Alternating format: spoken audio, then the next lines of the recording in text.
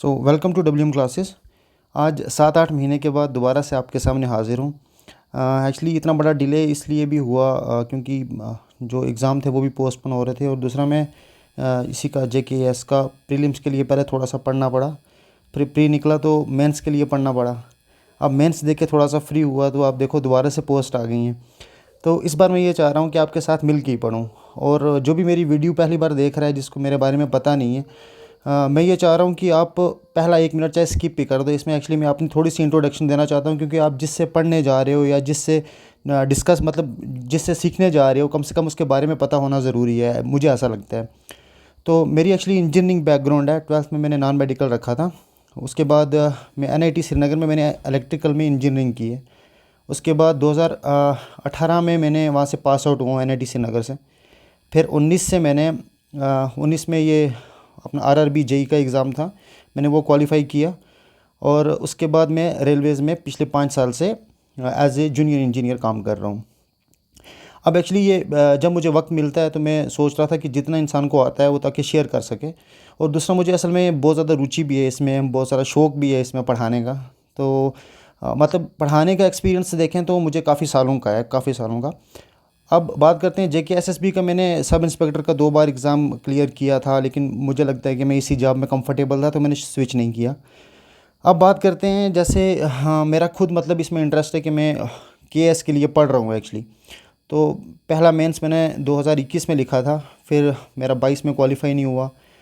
23 में मैंने पेपर नहीं दे सका था, और 22 में क्वालिफाई ना होने का CSAT का रीज़न था। और उस वजह से फिर मैंने थोड़ा सा, एक्चुअली इंजीनियरिंग बैकग्राउंड थी तो मुझे लगा कि इसमें मुझे ज़रूरत नहीं है पढ़ने की। लेकिन मैं आपको बता रहा हूँ कि CSAT बहुत मतलब ख़ासकर अब जो उसका पैटर्न इवॉल्व हुआ है, उस हिसाब से आपको उसको भी एज ए सब्जेक्ट लेके पढ़ना पड़ेगा। पहले हम उसको साइड लाइन कर देते थे। तो अब मैं इससे ज़्यादा क्या ही कहूँ। अब उसके बाद मैंने मतलब आपको ये मैंने थोड़ा सा अपना बैकग्राउंड बताया। उसके बाद मतलब मेंस में पिछली बार उतने मार्क्स अच्छे नहीं ले सका था, तो इस बार कोशिश की है लेने की। आप देखते हैं रिज़ल्ट क्या रहता है। लेकिन अभी मैं आपको देखो, बहुत सारी चीज़ें आपके माइंड में चल रही होंगी कि हमें क्या करना चाहिए। अब पहला सवाल तो आपके माइंड में ये हो रहा होगा कि नायब तहसीलदार की पोस्ट आई थी, वापस ले ली फॉर्म वगैरह, उसका क्या करना है। तो हमें इधर जाना चाहिए, या फिर सब इंस्पेक्टर का एग्ज़ाम होने वाला है उधर जाना चाहिए, या फिर और भी बहुत सारी पोस्ट, जैसे CM ने बताया, हमारे ऑनरेबल CM साहब ने बताया कि और भी बहुत सारी पोस्ट जो है वो आने वाली हैं।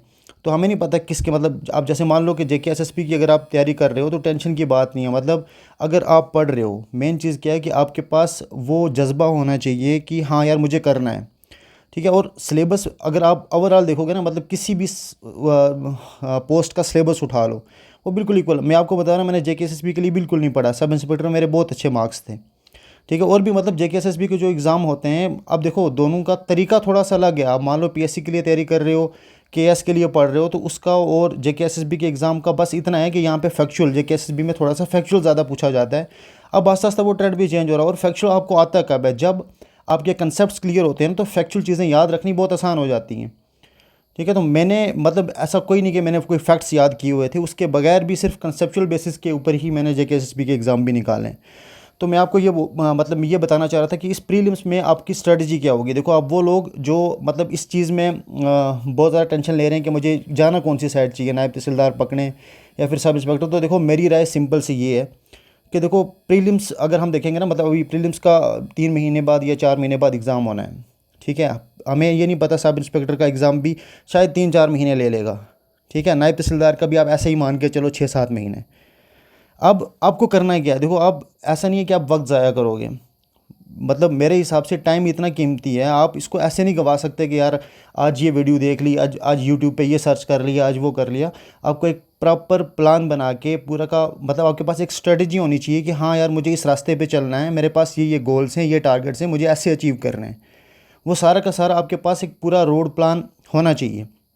अब उसके लिए देखो, मैं आपको सिंपल सी इतनी बता रहा हूँ कि अगर आपने पहले प्रीलिम्स निकाला हुआ है तो ये वीडियो आपके लिए नहीं है। अगर आप प्रीलिम्स में अटक रहे हो, क्योंकि प्रीलिम्स में अगर आपका प्रीलिम्स क्लियर हो जाता है, उसके बाद मेंस में अब बहुत सारी चीज़ें ऐसी हैं कि मतलब आपको उतना ज़्यादा आने की ज़रूरत नहीं है। ऐसा नहीं होता कि मेंस में आपके पास बहुत सारी नॉलेज होनी चाहिए। वहाँ पे ये है कि आप प्रेजेंटेशन कैसे कर सकते हो, पेपर को पूरा अटैम्प्ट कर सकते हो कि नहीं कर सकते हो, डिमांड जो क्वेश्चन कर रहा है वो आप एड्रेस कर सकते हो कि नहीं कर सकते हो। ये सारी मतलब चीज़ें जो हैं वो मैटर करती हैं। तो सबसे पहला जो पड़ाव भी हमारे पास है ना, मतलब पहला स्टेज हमारे पास प्रीलिम्स है। तो कहने का मतलब ये है कि हम प्रीलिम्स निकालेंगे कैसे। अब देखो, अगर कंपटीशन की बात करूँ ना, आपने ये देख लिया होगा फॉर्म निकल गया हुआ है, आप आराम से भर सकते हो इसको। अगर किसी में कोई प्रॉब्लम आ रही है आपको, मुझे बता देना, मैं आपको बता दूंगा कैसे करना है। ये आसान है, ये कोई भी कर लेता है आजकल, ठीक है।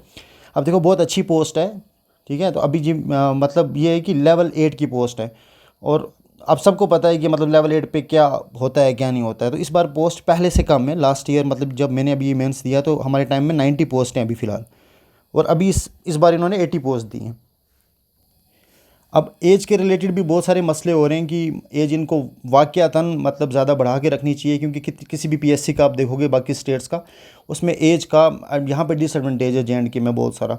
तो वो बात की मतलब दूसरा इशू है, उसको अभी फ़िलहाल हम नहीं एड्रेस करेंगे। आप देखो इसमें क्या चीज़ है हमारे पास, देखिए इस बार जो टोटल नंबर ऑफ़ सीट्स हैं हमारे पास वो हैं 80, ठीक है, आपको पता है।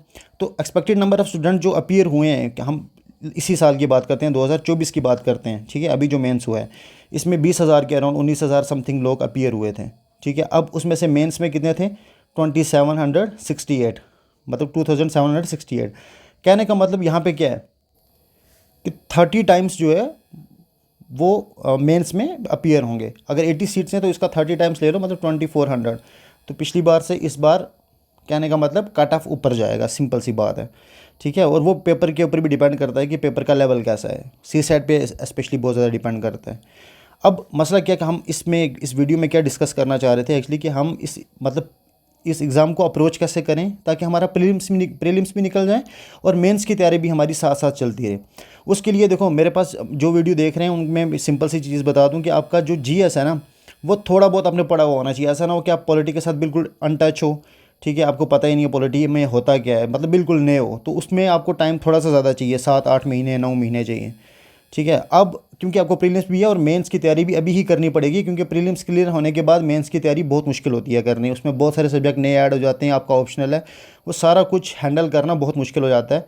उससे बेटर है कि हमारी जो अप्रोच रहेगी वो सिंपल इतनी रहेगी कि हम अभी से जो हम मतलब जो अभी आपको बताने जा रहा हूँ कि हम क्या क्या अपना रोड मैप रखाएंगे, उस मतलब रखना चाहिए हमें।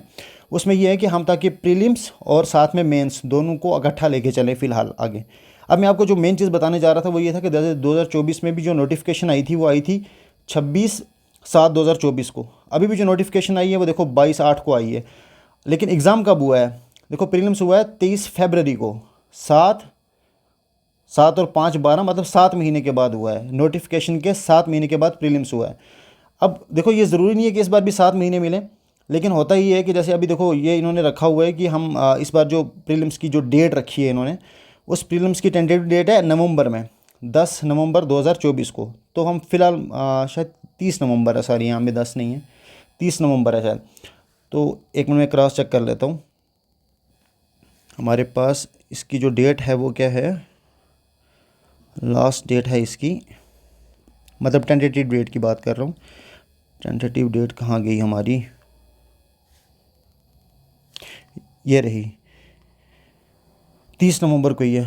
तो कहने का मतलब आप 30 नवंबर ही मान के चलेंगे हम फ़िलहाल, लेकिन मुझे पता है कि ये आगे जाएगा, मतलब मैं एक्सपीरियंस के बेसिस पे बोल रहा हूँ कि ये टेंटेटिव डेट से आप मान के चलो 1-1.5 महीना आगे, तो फिर यहाँ पे सर्दियाँ होंगी, विंटर्स का मसला है, तो बहुत कम चांसेस हैं कि हो, मतलब जनवरी में होगा, और मैक्सिमम खींचेंगे तो फरवरी में हो ही जाएगा, ठीक है। तो आप मान के चलो कि जनवरी में तो एग्ज़ाम हो ही जाएगा।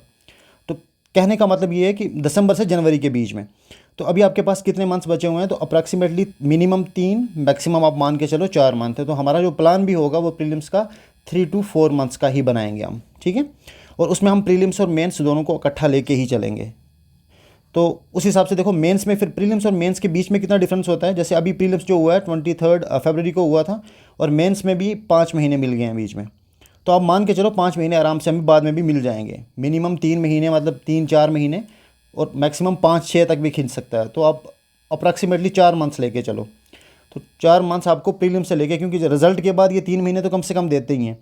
और रिज़ल्ट में अगर मान लो जैसे जनरली 15 दिन 20 दिन लगाते हैं, तो उस हिसाब से भी आप लेके चलोगे। फिर टेंटेटिव डेट आएगी, फिर टेंटेटिव डेट से 1-2 हफ्ते आगे कर देंगे, तो कोई एग्ज़ाम क्लैश कर रहा होगा तो और आगे कर देंगे।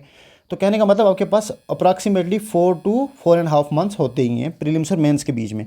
और उस टाइम पीरियड में ये सारी चीज़ें कवर करना बहुत मुश्किल हो जाता है।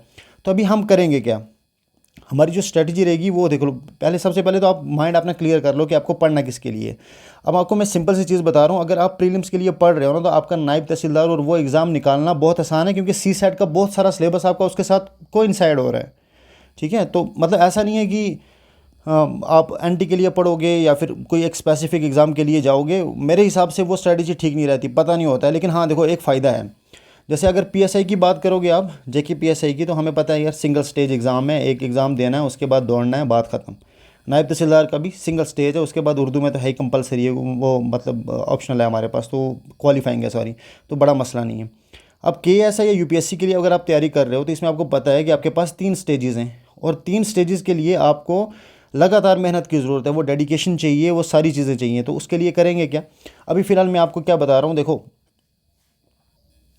हमें इस तरीके से प्लान बनाना है ताकि हमारे अगले 3-4 महीने में हमारा सिलेबस सारा का सारा कंप्लीट हो जाए। तो कहने का मतलब, अभी अब अगस्त ख़त्म हो गया है, मान लो आपके पास सितंबर का महीना है, अक्टूबर का है और नवंबर का है। ठीक है, नवंबर 30 को मिनिमम, और मान के चलते हैं कि ये दिसंबर वाला हमारे पास एडिशनल मिल जाएगा हमें। फिलहाल हम इन 3 महीने की बात करते हैं, सितंबर, अक्टूबर और नवंबर की।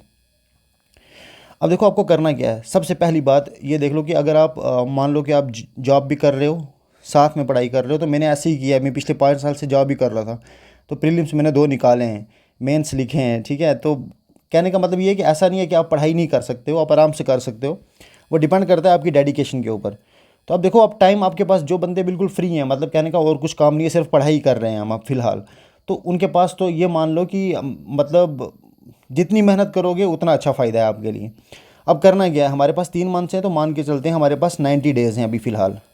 तो 90 डेज़ के प्लान को देख लेते हैं, जिससे ताकि हम आराम से सारी चीज़ें कवर कर लें। सबसे पहली चीज़, आपको सी सेट को बिल्कुल भी हल्का नहीं लेना है। मैं सबसे इंपॉर्टेंट ये बोलूँगा, माना कि ये क्वालिफाइंग है, लेकिन ये बहुत सारे बच्चे जिनका जीएस बहुत अच्छा है लेकिन सी सेट में रह जा रहे हैं।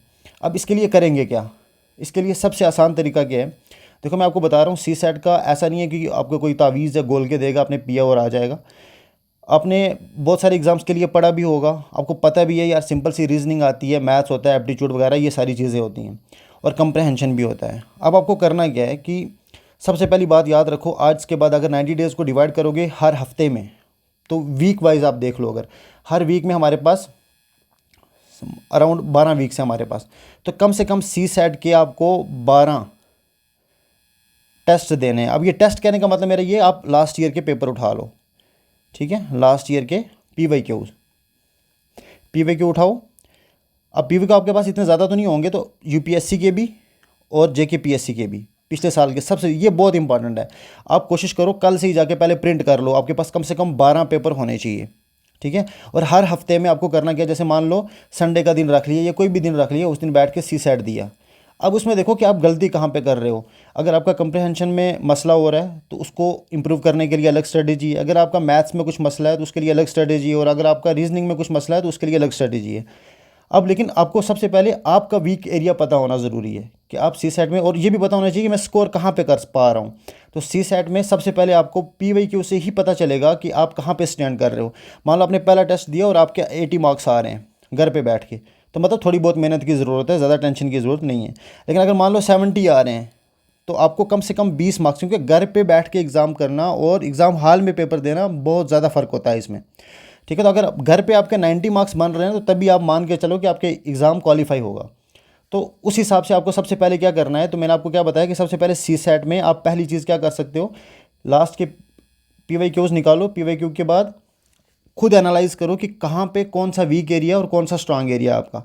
स्ट्रांग एरिया को और स्ट्रांग करो और वीक एरिया को इंप्रूव करने की कोशिश करो, टाइम के साथ हो जाएगा। और इसमें करना है कि आपको हर दिन कम से कम 1 घंटा रखना है। ठीक है, तो कहने का मतलब, अगर 90 डेज़ हैं हमारे पास, तो आपको 90 आवर्स कम से कम बता रहा हूँ मैं उस बंदे के लिए जिसको सी सेट थोड़ा बहुत आता है।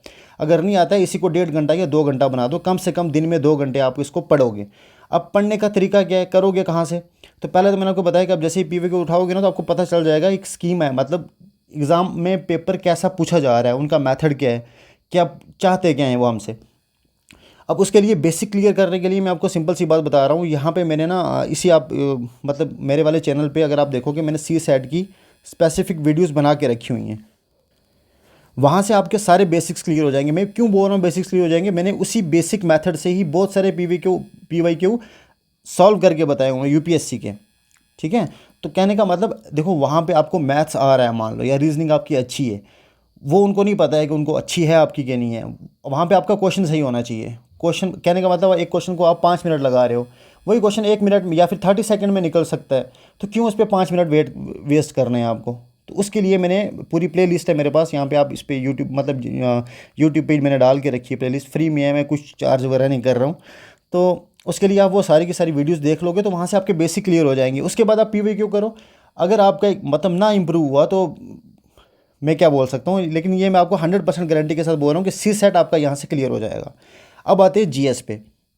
वीडियो थोड़ी लंबी हो रही है, सॉरी, लेकिन मैं कर भी कर सकता हूँ, अब इससे छोटा क्या ही करूँ। अब देखो जीएस की बात करें तो जो देखो प्रीलिम्स में ना, अब अगर देखोगे हमारे पास बहुत सारा परसेंटेज जो है वो आता है हमारा स्टैंडर्ड बुक से। कहने का मतलब ये है, और दूसरी चीज़ बताता हूँ, एक पहले आएगी स्टैंडर्ड बुक, दूसरी आ गई हमारे पास, इसके लिए भी आपको लास्ट ईयर के पेपर देखना ज़रूरी है। आप लास्ट ईयर के पेपर देखोगे जैसे ही, तो आपको एक पता चल जाएगा कि एग्ज़ामिनर पूछता क्या है।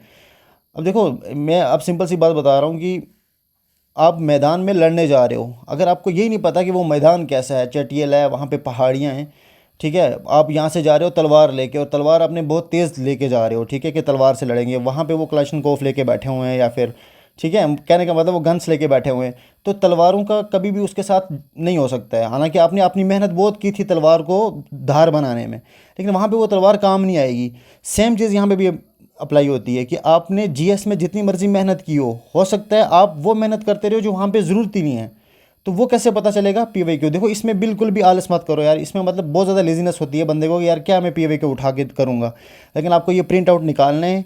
कम से कम जैसे मैंने बोला ना कि हर हफ्ता इसके लिए रखा है, तो ऐसे ही एक हफ्ता इसके लिए भी शुरू में रख लो, ठीक है। कुछ दिन जैसे मान लो पहले एक दिन आपने पीवाईक्यू किया, उसके बाद पढ़ना स्टार्ट करो, आपको थोड़ा सा समझ में आएगा। थोड़ा सा टाइम फ्री होता है तो एक पीवाईक्यू निकालने के देखने में क्या फ़र्क जाता है, ठीक है। सिर्फ ये देख लो कि क्वेश्चन किस टाइप के पूछ रहे हैं, ताकि आपका ये ना हो कि आपको पता हो कि कौन से टॉपिक में मुझे कौन सी डायरेक्शन में जाना है, मुझसे क्या पूछा जा रहा है, ठीक है। तो जैसे मान लो आप इलेक्शन कमीशन पढ़ रहे हो, तो आप देखो इलेक्शन कमीशन में आपके पास क्वेश्चन किस टाइप के फ्रेम हो रहे हैं, तो वो चीज़ें आपके माइंड में बन जाएंगी कि अच्छा इसका मेथड ये है, तो बहुत आसानी से जीएस निकल जाता है। अब देखो जीएस में हमारे पास बहुत सारे सब्जेक्ट्स हैं, आप आराम से देख सकते हो। सबसे पहले आप अगर हिस्ट्री की बात करोगे, हिस्ट्री में आर्ट एंड कल्चर है हमारे पास, उसके बाद मॉडर्न, एंशियंट आ गई, मेडिवल आ गई, तो ये चार मान के चलो मतलब ऊपर ऊपर से कि हिस्ट्री में इन चारों से क्वेश्चंस आते हैं। अब देखो हिस्ट्री ऐसा सब्जेक्ट है जिसमें देखो अगर वो पूछना चाहें तो कुछ भी पूछेंगे, वो कहीं पे भी घुसेंगे, तो इसमें आपके पास मतलब ये नहीं रहता स्कोप कि आपको क्या पढ़ना है क्या नहीं। लेकिन जो सिलेबस है ना, सिलेबस को अगर उठा के देखोगे तो उसमें उन्होंने जैसे आईएनसी को मेंशन करके रखा, तो हर साल आईएनसी पे क्वेश्चन आ ही जाता है, ठीक है। तो जो जो टॉपिक आप देखोगे सिलेबस में हैं, कम से कम हिस्ट्री में वो वाले टॉपिक्स टच कर लो, उनको अच्छे से कर लो। और देखो ये बहुत सारा फैक्चुअल है, हिस्ट्री की बात करें तो ये फैक्चुअल आपको याद रखना है, सिंपल। अब बात करते हैं पॉलिटी की। पॉलिटी में आपके क्या करना है, देखो लक्ष्मीकांत हम सारे ही पढ़ते हैं, तो लक्ष्मीकांत ही पढ़ दो तो वो भी अच्छा है। नहीं तो पॉलिटी में बहुत सारे क्वेश्चंस ना, असल में मुझे ऐसा लगता है कि आपको मतलब अगर आपने एग्ज़ाम निकालना है, ये वाला प्रीलिम्स की बात कर रहा हूँ, तो इसमें बहुत ज़्यादा ज़रूरी है आप मॉक टेस्ट लगाओ, ठीक है। कम से कम भी बोल रहा हूँ मैं कि 20 मॉक टेस्ट लगा के जाना, और वो वाली मॉक टेस्ट जो करंट के रिलेटेड हों, ताकि आपके करंट के क्वेश्चंस छूटे ना वहाँ पे, ठीक है। और वहाँ से आपको ये भी देखो, मॉक में बहुत सारे इंसान के मार्क्स अच्छे नहीं आते हैं, तो हम मार्क्स के लिए कभी भी मॉक नहीं देना चाहिए। सिंपल ये एनालाइज करने के लिए करो कि आप क्वेश्चन की अप्रोच ठीक है कि नहीं, आप सारे के सारे क्वेश्चन अटैम्प्ट कर पा रहे हो कि नहीं कर पा रहे हो, तो ये सारी चीज़ें इसमें मैटर करती हैं। अब पॉलिटी के लिए स्टैंडर्ड सोर्स सारे यही बताते हैं, तो आप वो भी कर सकते हो। नहीं तो मैं पॉलिटी की एक सीरीज़ स्टार्ट करने जा रहा हूँ, अपनी रिवीजन के लिए कर रहा हूँ, लेकिन अगर किसी ने थोड़ी बहुत पॉलिटी पढ़ी हुई है तो उसको बहुत मज़ा आएगा उसको करने में, ठीक है। तो पॉलिटी हम वहाँ से भी कवर कर सकते हैं, मतलब मैं जो अभी स्टार्ट करने जा रहा हूँ इंशाल्लाह, तो कोशिश करेंगे इसको 1 महीने के अंदर हम ख़त्म कर देंगे पॉलिटी को। उसके बाद बात करते हैं, देखो पॉलिटी के बहुत सारे क्वेश्चंस आते हैं और ये बहुत ज़्यादा डूएबल होते हैं पॉलिटी के क्वेश्चंस, ठीक है। हिस्ट्री होगी, पॉलिटी होगी, उसके बाद ज्योग्राफी तो बहुत आसान है। अब इसके लिए आप या तो 11th-12th का एनसीईआरटी पकड़ लो, वहीं से बहुत सारे क्वेश्चंस आ जाते हैं। मेरे हिसाब से मैंने देखा कि 11th-12th की एनसीईआरटी बहुत है, ठीक है, बल्कि 11th की पढ़ लोगे तो वो भी बहुत है। अब इसके लिए देखो ज्योग्राफी के लिए भी मैं आपको सिंपल सी बात बताऊंगा कि मतलब मैं ऐसा नहीं है कि कोई प्रमोट करने के लिए चैनल को ये बोल रहा हूँ कि आप यहीं से पढ़ो, आपकी अपनी मर्ज़ी है, आप ज्योग्राफी कहीं से भी पढ़ सकते हो, बहुत सारे स्टैंडर्ड सोर्स हैं, वहाँ से पढ़ लो। आपने पढ़ी होगी तो अच्छी बात है, नहीं पढ़ी है तो कम से कम बेसिक्स आपके सारे के सारे क्लियर करवा दूंगा मैं। इसकी अलग से हम टेस्ट सीरीज़ मतलब ये प्ले लिस्ट बना दूंगा मैं ज्योग्राफी की, तो कहने का मतलब पॉलिटी और ज्योग्राफी आप मेरे पे छोड़ दो, ये इंशाल्लाह आराम से कर लेंगे हम प्रीलिम्स के लिए। ठीक है, तो उसके बाद हिस्ट्री आप पे ही है, क्योंकि हिस्ट्री बहुत ज़्यादा फैक्चुअल भी है, उसमें बहुत सारी मेहनत की भी ज़रूरत है, बहुत सारा आपको याद भी रखना पड़ेगा, लेकिन ये दोनों कंसेप्चुअल हैं, पॉलिटी और जियोग्राफी। उसके बाद अगर बात करें इकनॉमिक्स की, तो इकनॉमिक्स का देखो, मैंने पहले से इकनॉमिक्स की इसके ऊपर वीडियोस बना के रखी हुई है, डेवलपमेंट इकनॉमिक्स की। ठीक है, और ज़्यादातर क्वेश्चन डेवलपमेंट इकनॉमिक्स के ही आते हैं। उसके बाद फाइनेंशियल मार्केट वगैरह है, वो हम आराम से करेंगे, मतलब वो भी मैं कवर करवा दूंगा। कहने का मतलब मेरा ओवरऑल मैं ये बताना चाह रहा था कि प्रीलिम्स का जीएस की आपको टेंशन लेने की ज़्यादा ज़रूरत नहीं है। अब आपको करना क्या है, देखो पीवाईक्यू बहुत इंपॉर्टेंट है, आप पहले वही कवर कर लो। उसके बाद पॉलिटी, ज्योग्राफी और इकनॉमिक्स, इकनॉमिक्स के आप देख लेना वीडियोस, हालांकि ये हैं 3 साल पहले बना के रखी है मैंने, तो इसका मतलब करंट का एक अलग से एक वीडियोस बना लेंगे जिसमें हम सारे कवर कर लेंगे कंसेप्ट वगैरह। तो नहीं तो आप इसके लिए सिंपल सा सोर्स क्या है कि देखो, इसकी जो बेसिक सोर्सेज है ना वो पकड़ लो। पॉलिटी के लिए लक्ष्मीकांत पकड़ ली, ज्योग्राफी के लिए 11th-12th की एनसीईआरटी पकड़ लो, मेरे हिसाब से वो सफिशिएंट है। और इकनॉमिक्स के लिए आप क्या कर सकते हो, देखो इकनॉमिक्स के लिए मैंने असल में बहुत सारे सोर्सेज पकड़े हुए थे, मतलब 5-6 सोर्सेज से पढ़ के फिर मैंने अपने नोट्स बनाए हुए हैं।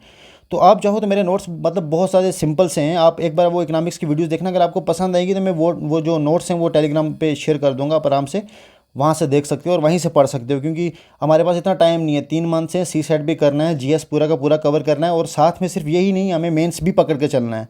तो अभी से आप डिसाइड कर लो कि आपका ऑप्शनल क्या होगा। तो ओवरऑल मतलब जीएस में आपको पता है मेन सब्जेक्ट्स हमारे यही होते हैं। आप देखो इन्वायरमेंट से बहुत सारे क्वेश्चंस आ रहे हैं आजकल, एसएनटी से आ रहे हैं, तो वो सारे करंट रिलेटेड टॉपिक्स हैं।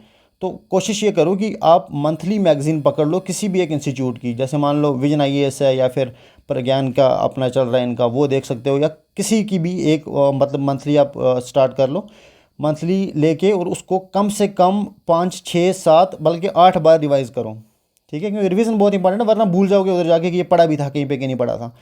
तो मंथली पकड़ो, मंथली को रिवाइज कर लो। अब करोगे क्या, कितने साल मतलब पीछे कहाँ तक जाना है आपको, सिंपल, ज़्यादा जाने की ज़रूरत नहीं है, 8 या 9 महीने। ठीक है, 9 मंथ्स का आप देख लो, बल्कि 10 मंथ्स ले लो, पिछले 10 मंथ्स की मैगज़ीन ले लो, और उस मैगज़ीन को कम से कम 6 से 7 बार रिवाइज़ कर लो। It's more than sufficient. तो आपका प्रीलिम्स कोई भी नहीं रोक सकता।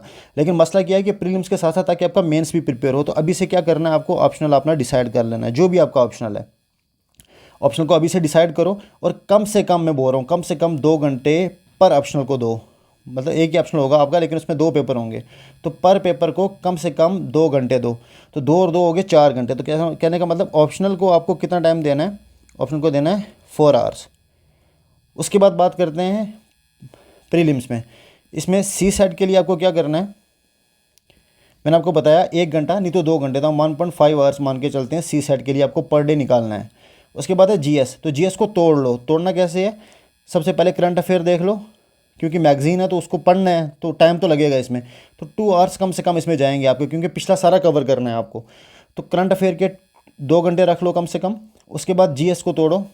जीएस को किस में तोड़ोगे, स्टैटिक में और उसमें, ऐसा कर सकते हैं, इसको 2 में तोड़ लो। जीएस को आप स्टैटिक में डिवाइड करो, और दूसरा आ गया आपका डायनेमिक। अब देखो स्टैटिक पोर्शन हमारे पास कौन कौन सा है, जैसे हिस्ट्री है, ठीक है, पॉलिटी थोड़ी बहुत बोल सकते हो, ठीक है, उसके बाद जियोग्राफी आ गई अपनी, ठीक है। तो ये वाले जो सब्जेक्ट्स हैं ना, इकनॉमिक्स आ गई, हालांकि इसमें डायनेमिक भी होता है, लेकिन ओवरऑल आपके इसके कंसेप्ट क्लियर होंगे तभी प्रीलिम्स निकलेगा। इतने आसान क्वेश्चन नहीं पूछते हैं आजकल प्रीलिम्स में।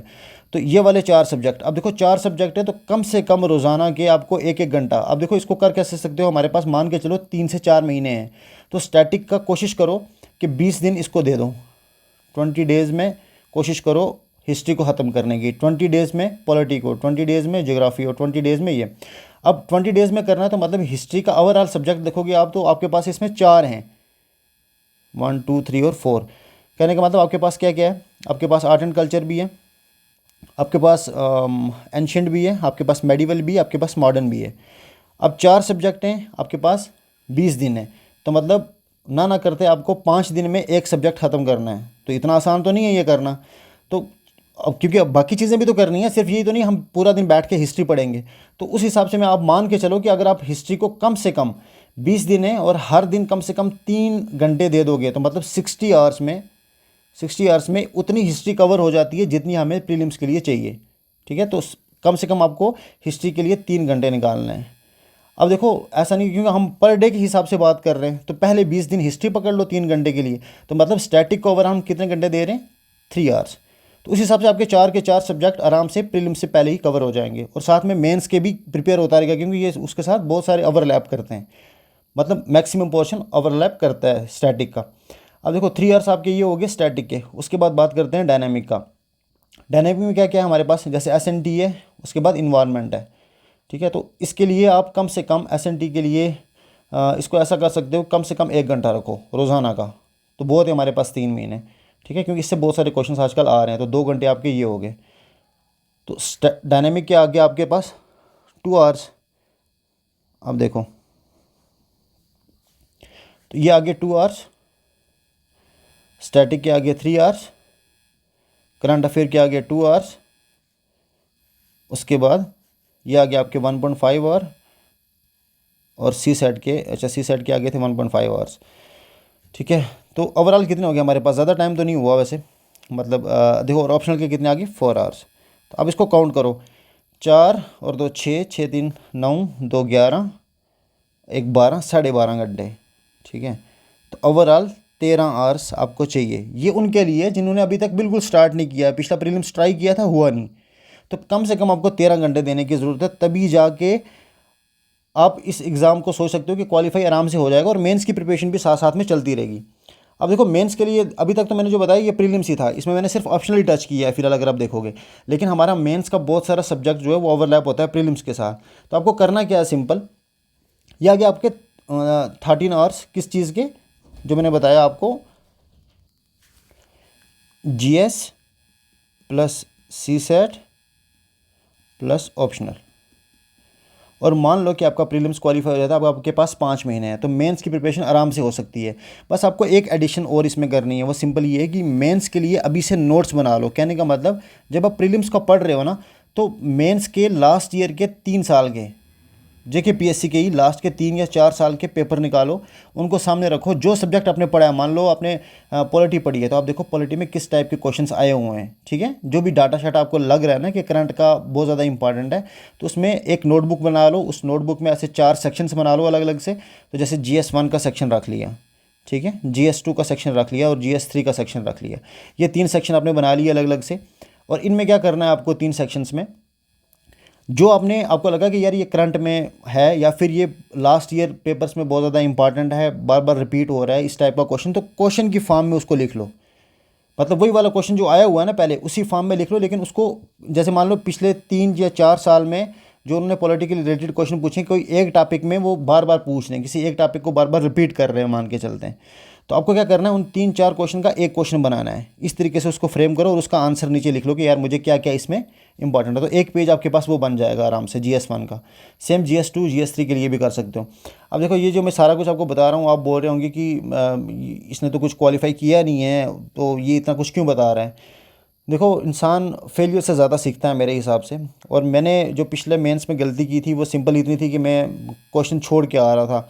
GS1 के सीधे 4 क्वेश्चन छोड़ दिए थे 20 मार्क्स के, पेपर ही पूरा अटैम्प्ट नहीं हो रहा था मेरे से, ठीक है। तो इस बार मैंने वो गलती कोशिश की है कि ना हो, लेकिन ऑप्शनल उतने अच्छे नहीं गए मेरे, पिछली बार ऑप्शनल से अच्छे हुए थे। तो ओवरऑल कहने का मतलब मेरा ये है कि आप अभी से कोशिश करो कि ताकि इस तरीके से अरेंज करके चलो कि आपका प्रीलिम्स और मेंस दोनों का दोनों इकट्ठा चलता रहे। और उसके लिए सिंपल सी बात ये, देखो प्रीलिम्स निकलेगा तो वो निकल ही जाएगा। आप फिलहाल आप ये करो कोशिश कि ऑप्शनल आपका साथ साथ रहे, ऑप्शनल रेडी हो जाए प्रीलिम्स से पहले ही, तो बहुत बेटर है, क्योंकि 4 घंटे आप इसी को दे रहे हो, तो 13 घंटे आपको दिन में निकालने हैं। तो आप एक दिन भी बीच में मिस नहीं कर सकते, सिंपल सी बात बता रहा हूँ। तो तब जाके ये होगा। तो यहाँ से भी इंपॉर्टेंस पता चलती है कि एग्ज़ाम की इंपॉर्टेंस और आपके टाइम की इंपॉर्टेंस कितनी ज़्यादा है, ठीक है। तो टाइम वेस्ट मत करो इस चीज़ में कि यार मुझे नायब तहसीलदार की तरफ जाना है, मुझे इसकी तरफ जाना है, उसकी तरफ जाना है। जब आपका GS क्लियर हो जाएगा तो आपके सारे एग्ज़ाम्स खुद क्लियर होने लग जाएंगे, क्योंकि सी सेट और GS हर एग्ज़ाम में ही आता है, मतलब इसी का ही तो आता है। कहने का मतलब इसी के सब पार्ट्स हैं बहुत सारे, ठीक है। तो सी सेट के लिए मैंने आपको बता दिया कि आप प्ले लिस्ट देख सकते हो, GS के लिए देख सकते हो, ठीक है। तो थैंक यू सो मच। बहुत टाइम के बाद असल में मुझे वीडियो बनाई, सिंपल मैं आपको रीज़न बताया कि क्या था। आई होप आपको समझ आया होगा कि आपको जाना किस डायरेक्शन में है। अगर नहीं आया है तो कोई भी आपको डाउट हो रहा हो तो आप बता सकते हो। Thank you so much.